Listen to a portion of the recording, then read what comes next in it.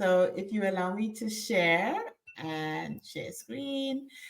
Hello, everyone. I'm really excited to be here. As you've seen, I was introduced by Melinda, which is fantastic. And it's really great to be here. So my topic is to talk about the hidden, unaccounted, and unseen tax of female entrepreneurship. As female entrepreneurs, we're generally told we can do everything. We can get in there, we can compete.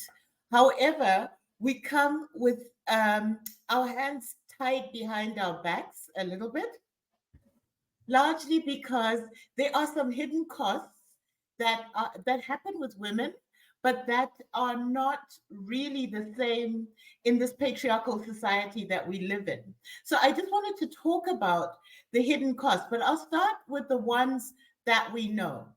And these, if you Google or go on Chat GBT, these are the ones that come up over and over again. And women have a greater have less access to financing. It's harder for us to get financing. I'm Zimbabwean, and in Zimbabwe, women could only open bank accounts in 1982. So imagine that 40 years ago, a woman could not get a bank account. A woman could not even own land until 2000. So these are the types of barriers we're talking about to financing. So when you go in with your business plan, you are already on a back foot because of your gender. Women also have, and this is specifically in cultures that are highly conservative, networking barriers. So if we talk about the old boy network, for example, and men have been doing this for years, they play golf, and they say a lot of decisions are made on the golf course and not actually in face-to-face meetings. So as women, we're having to learn the workaround in spaces that sometimes we're not welcome. I mean, there's even places where women are not welcome in the, old boy, old school organizations, country clubs, things like that. So we face a lot more networking barriers, and life is set up for the patriarchy. So life was set up for men, and to work with men. Women were supposed to be at home, being pregnant, and looking after the household. So the world is not set up for us. We are a very new in the world, and we are having to make our own table as such. Then, of course, there's the work-life balance. No matter how we've been advocating for gender equity and gender equality, women still bear the brunt of childcare. Women still bear the brunt of looking after the family, cleaning, cooking, etc. Women still bear the brunt of being submissive. And this leads to a lot of mental health issues that can occur. And we see it a lot as an African. As I said, I'm Zimbabwean. As an African woman, I see a lot of racism. So discrimination comes in the form of racism. As I age, I'm 59 now. It comes in the form of ageism. It comes in the form of general sexism. It comes in the form of being mansplained. I'm an economist. I work in the UN, but I still get mansplained. I still get asked. Women are still asked about how they'll run their family, even if they're participating at the highest levels of politics. And yet a man is never asked about his family. A man, it's just assumed that a man will have someone doing it. And then, of course, there's a lower valuation of female-led businesses. So we're more likely to pay more for legal valuations. We're more likely to have to do more for the funding that I spoke about. There's a whole other cost, and these are the hidden costs, the taxes that I'm talking about. So women have to spend more for mental health. They have to spend more for almost everything, legal, finance. We have to do more. We have to do more. We have to do more networking. We have to pay more for coaching. So overall, our tax to get into entrepreneurship is a lot higher. Now, the not so well-known taxes are that women generally have lower self-worth and we suffer from huge self-doubt. So we are generally less likely to believe and less likely to believe that we can do it. We're more likely to question. And given that women are we're the type that are more about community. We're always asking our friends, business partners, do you think that was okay? Do you think I was dressed okay? We think about much, much more than a man going into a pitch or a man selling his business. So women tend to have less self-worth and we tend to have to worry about self-doubt. And this leads to the higher cost of going for coaching. Even if you're going into an interview, women are more likely to hire a coach to go for sort of higher positions. And men are, they just go in. Women are less likely to apply for positions in which they don't tick every box. Whereas a man, as long as he ticks a few of the boxes, will apply and he'll wing it. So these are some of the less known taxes that affect women. This also results in constant second guessing and constant validation seeking. So, as I said before, this feeds into the low self worth. This feeds into, am I enough? Is what I'm doing enough? Should I do more? How can I do this more? We're now being told about AI. So women are being told, get into AI, get up to date with that. And so more and more women find that as they get into new spaces, especially spaces that are male dominated, the cost of getting up to speed, the cost of being validated, and the cost of getting finance is still higher for a woman than it is for a man. And then, as I spoke about, the quest for perfection. As women, we always try to dot every T and cross every I, Oh, it's the other way out. Cross every T and dot every I. And I think this is one of the biggest issues for women. We always try to be perfect. And we always try to have everything in place if we're going to launch. I remember when I was doing a book launch and I was thinking, I have to have the books there, I have to have the publisher in place, I have to have. And then after my first book launch, I thought, if it were more organic, if I did it as if I were inviting my friends to coffee, as if I put less stress on myself, I would have less stress and more success. And this worked. When I became myself, it worked. But when I was trying to do it in the way that other people had always said, this is the way it's supposed to be done, and everything has to be perfect, I ended up frustrated, stressed, trying to follow up with every single thing.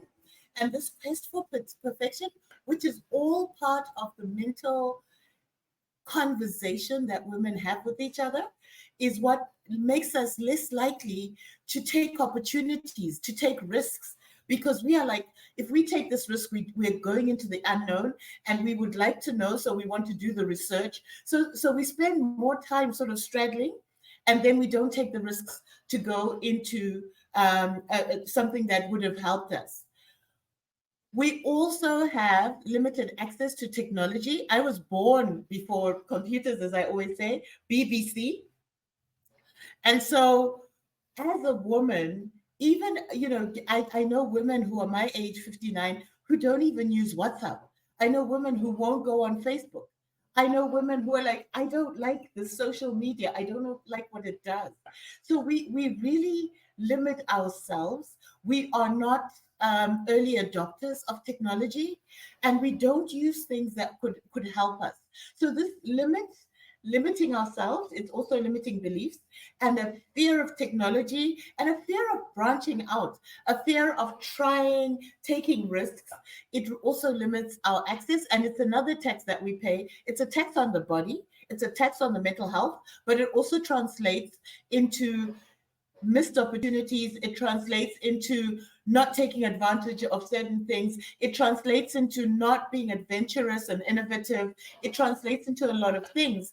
And I remember speaking to a female entrepreneur in Zimbabwe who's going into an area of engineering that is not male dominated, that she was treated as if she was the tea girl, you know?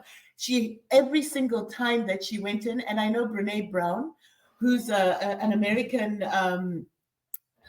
so she's a psychologist or sociologist. She talks about it's everything is a freaking first time. She calls it the FFT effect. That every single time that you go into a pitch, it's as if you're starting from scratch. And I suffer from it even in my professional work, because in my profession I'm an economist, and if I'm team leader, first I have to prove to men that I can team lead and I've done this before. And then after I've given the proof, then we can go into my technical abilities. So it's always a balancing act for women. And the last thing, I coin it the hobbyfication of entrepreneurship. Women are always thought to do cottage industries.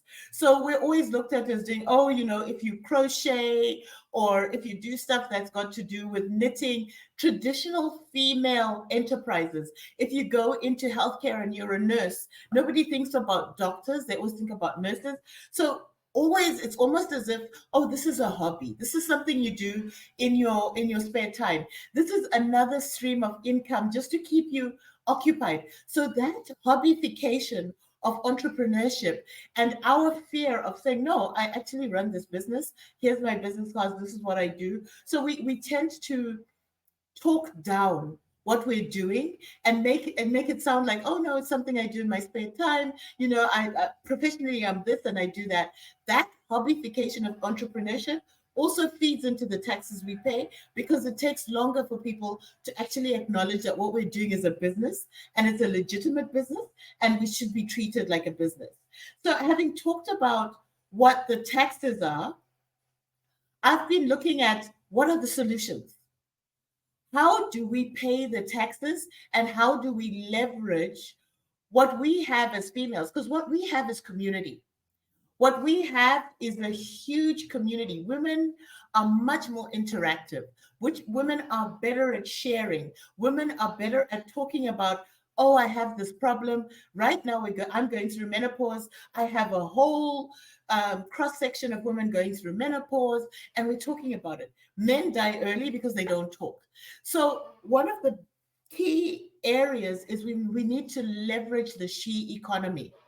We need to treat our businesses as businesses, and we all need to follow each other. And when somebody is starting a business, leveraging the economy so that women start to buy, women start to talk about, women start to um, sound the alarm that, look, this is coming, this is happening, this is what women are doing. So we need to continue to develop the she economy. And one of the companies that's done this so well is called She Rises, and it's a publishing company. And I wrote a book with them, which is called Stepping into Wadzi, Lessons from My Life. And they are amazing. They have created an ecosphere for women to thrive. So they help you with marketing. They help you with actually the back end of, you know, writing your book. They help you with the publishing. They help you with everything. And they help you with getting you onto the cover. So leveraging the she economy, finding ways in which women can continue to really grow businesses, women can continue to sound the alarm and help other women is so important, because we are very good at speaking, we are very good at networking, but our networking doesn't have to look like the old boys club. Our networks can look like our yoga clubs. It can look like how we network. It can look like our book clubs. It can look like coffee days. I remember during COVID, we used to meet people, and you would meet a random person that you would never have met across the world, and you'd have a coffee date with them. those are the types of networking opportunities that we can take advantage of. And we can take advantage of them physically in the area where you live, or online, where you invite different people and you ask people, how can I get into a certain community? How can I have a moment to meet with somebody in that community? And you look for thought leaders, you look for global leaders, you connect with those networks. The networks don't have to look like the old boys networks. Women can leverage what we have, which is our ability to interact, our ability. We started it I liken it in my rural networks as going to fetch water. In Zimbabwe, women would have to walk to a central location to fetch water out of a well, and this is a place which they use to network. We can create the same thing across the world. In Zimbabwe, we've also created a thing called the Friendship Bench to help women, anybody with psychological problems. And this is older women get trained in sort of being the first stage of a person needing somebody to talk to. So they can be a sounding board. And all it is sitting with somebody and listening to them. So let's leverage our female social capital to create networks that work for us, to create networks that work within all this work-life balance that we have to balance, networks that allow us to do what we do while also running a household, being a wife, being a mother, being a single parent, just being a woman, even if you choose not to be a parent. I think those networks are so important. Another way is community-based initiatives. I come from a development perspective. I work in development, and there is so much that we can do. A lot of it started with community-based financing.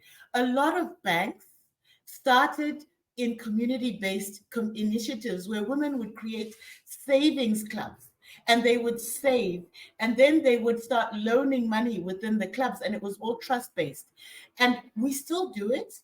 In my community, we call it a round, or we call it a stokvel in South Africa, where women decide on a certain amount that 10 women give each other, and every month everybody pays this, and one woman collects and provide and uses it for their business. So it's actually a way of giving capital to a new venture. So if we are 10 and we're each saving $100 a month, we're each putting in 100, that means that woman has $1,000 to start their business. So looking at community-based initiatives that build social capital, and not just social capital, but financial capital.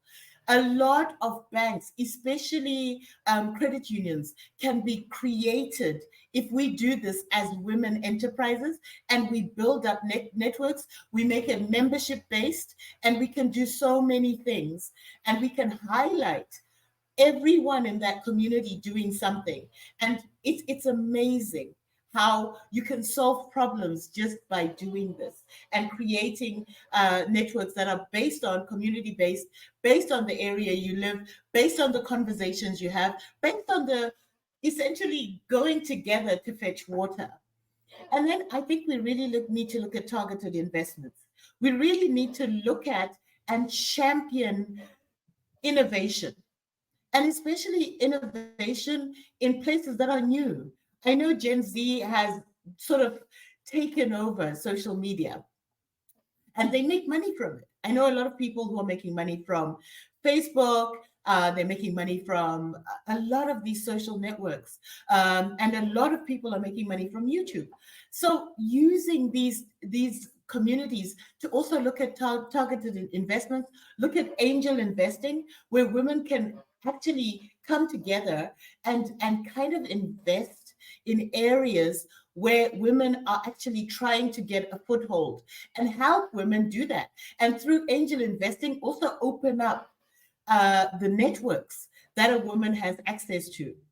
And then, of course, having champions. I think it's so important that we have mentors, coaches, and champions leading the charge, where you can say, oh, she's done it. it's so important for a girl, somebody like me, a young African girl, to see that she can go into the UN, to see that there's somebody like her, to see that there's some, it's not, she's not crazy. What she's thinking of is something that can happen. And then, of course, the political economy. This is one area where women are not strong. We tend to shy away from politics. And politics are really important in terms of making policies that will benefit women. I was listening to a US lady that was speaking, and she said that, do you know that most states have laws about women, and those laws don't affect men at all? So, as you see, women are targeted. Women have to participate in political economy. The only way we can change the way in which policies suit us is to be involved in the conversation. And you can do this at any level. You can do it at the lowest level of your ward or small community or municipality or something. Start to engage with your member of parliament or your local representative or your local leader if you live in a rural economy. We need to engage. We need to have a voice. People have to get used to women speaking about politics and be included in conversations. We don't need people speaking about us. We need people speaking with us. We need to create the tables. We're always saying, oh, I don't have a foot in the table. Well, let's create the table. Let, if we can't get onto the table that everybody wants to get onto, let's create a table and let's make our table so attractive that they have to listen to us. And we need to have engagement. This is where I find that women do not leverage the political economy. We are always like, oh, there's one woman. We're always measuring the number of women in politics. But what we're not doing is leveraging, just because there's a woman in politics doesn't mean she's representing our interests. So we need to make sure that we're having conversations and being part of that leveraging of the engagement and inclusion in politics. And we need to be involved in the policies. We need to have a say in policies coming out, and we need to be involved at the grassroots in policies. A lot of even getting toilets. Imagine that for the longest time, toilets, there were only male toilets. Women had to be involved in even getting toilets in organizations. So this is why it's so important that we're involved in policy making at the political level, at an organizational level, at an industrial level. We have to be part of the game that's played. So these are my observations on the taxes that women have, which are higher than male. However, the ways in which we could overcome that and really start getting value or bang for our buck, as they say. So, Ndinotenda, thank you so much. Amhlope, grazie mille. Let me stop sharing. How do I stop sharing? And I would like to see some of the questions. So how do I stop? So I cancel. Sorry, this is technology as well. Um, yes, tech can help break funding barriers. At the moment, I've been actually doing a course on using AI to help you with marketing, to help you with funding, to help you with breaking those financial barriers, and how you can actually utilize AI to make your pitch stand out. So if you look at the pitches that people do, for example, I don't know if you watch these people who do pitches for Dragon Den and things like that. AI can help you practice. You can have an interactive AI where you can practice these things. And so definitely AI can help you break the funding barriers because you can learn through AI to overcome what the barriers are. Firstly, finding out what the barriers are, finding out who's actually giving money to women, find out who are the angel investors that are around. So definitely you can use tech to do that. I'm just going to go back to the top because I've missed some of the questions. Let me see. What's the biggest unseen tax I've faced? I would say the biggest unseen tax, and it's seen but not seen, is when people say to you, I don't see color. Being Black, people do see color. There is systematic racism in certain institutions and in the world. So some of the things that people say, "Oh no, I don't see color. This is everybody's equal." Everybody's not equal, and I think it's very important that this is said. So this is one of the biggest unseen taxes, that because first I have to overcome the fact that I'm a Black woman, right? And then I have to overcome the fact that a lot of people have these perceptions of angry Black women, of Black women being always aggressive. And so even when I present myself, I've got to think about, how am I coming across? How am I dressing? I'm very tall. I'm 6 foot. So already I'm imposing, and I'm a big woman. So all of these are the unseen tax. I would say that's the biggest unseen tax I've ever faced. How do you overcome self-doubt? The first thing, Pamela, is to heal your wound. Heal yourself. Spend time facing yourself. Spend time coming to terms with the fact that you'll never be, I'll never be, for example, a size 6, right? I'm big. I'll always be big. And so come to terms with the fact that no matter what I do, I will present as who I am. And that idea that I have, it has value and it has worth. And I may be the very first person who has that idea. So, what you've got to keep doing is having a conversation with your inner child. You need to calm the nerves of that inner child, because she's been bullied, she's been overlooked. Women are very invisible. The reason we have the term mansplaining is because we're invisible. You know, people will take what we're saying in a meeting and repurpose it, and as a man they'll be heard, but you've just said the same thing.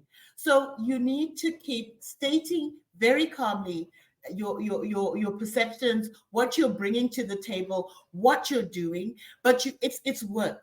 You have to learn to speak to yourself, to calm yourself down, to breathe through the panic, to actually be in the moment through the panic as you're self-doubting, and still take that step.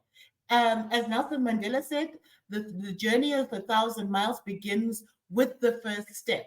So it's very important that you take that step and keep going. Just keep stepping as you make mistakes, and it's okay to fail. Failure is part of growth. As women, that's what I talked about, the tax of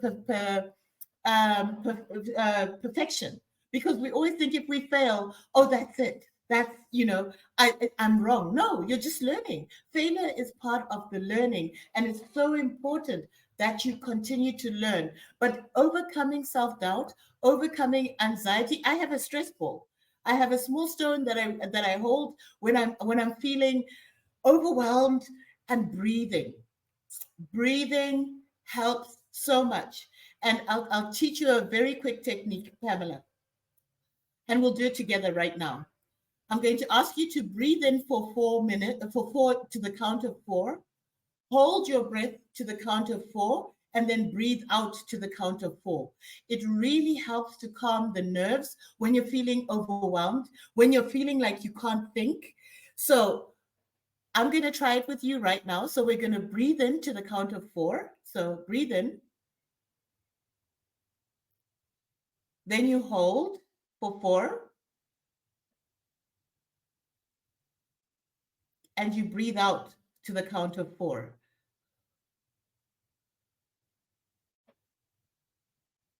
If you do this 3 times, and nobody can see you breathe, so nobody will know you're doing it, but it will calm and regulate your nerves.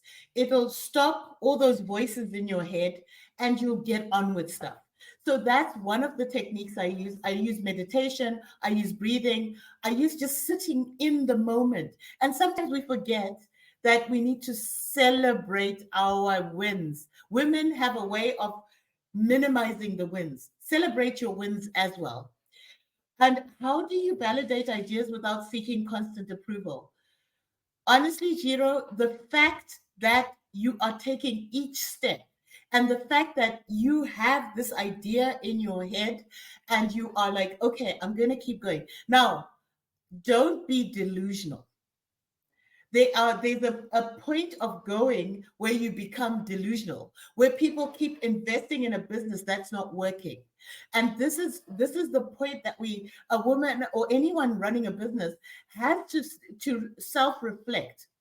If you've been, everybody says, oh, but what if the final dig, if I'm searching for diamonds and maybe the last dig is going to bring me the diamond, but what if you're completely digging in the wrong place?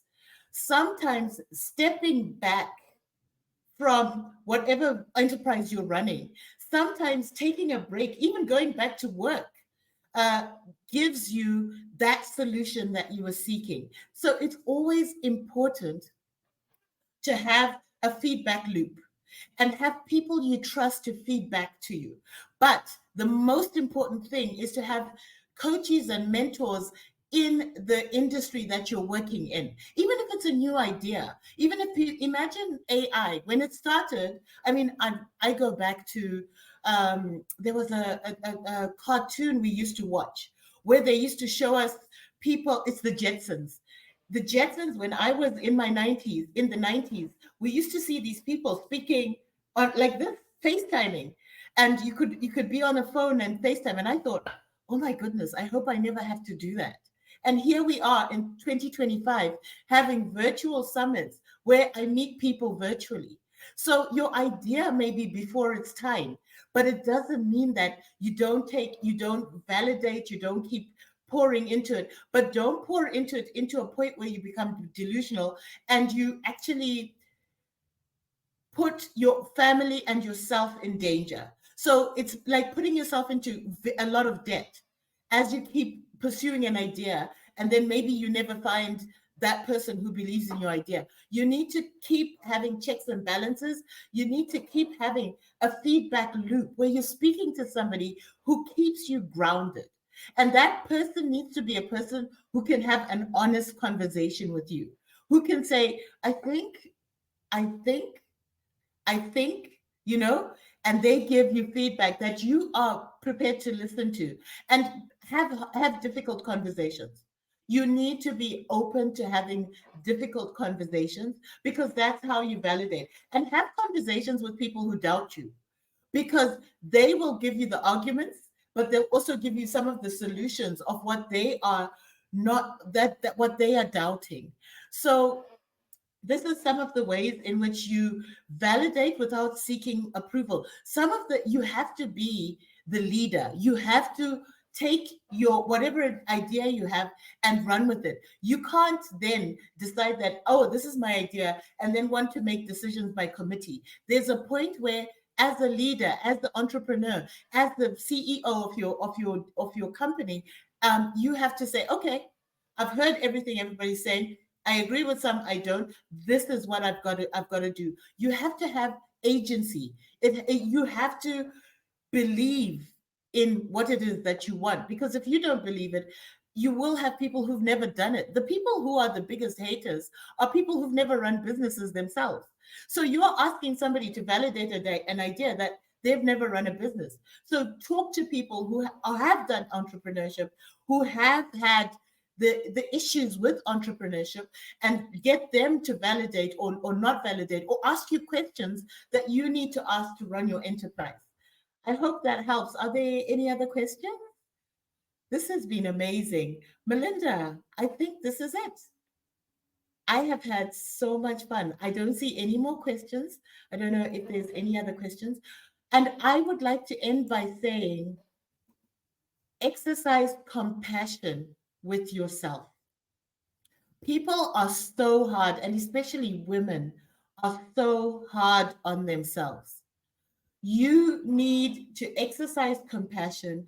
You need to attend to your basic needs with compassion. There are days when you will not sell anything. There are days when growing that social media following is not growing. There are days where you only have two people who believe in you. You need to exercise compassion with yourself. You need to be able to say, you know what? I'm going to take a break. I'm going to take a nap. My daughter always says, Mom, take a nap.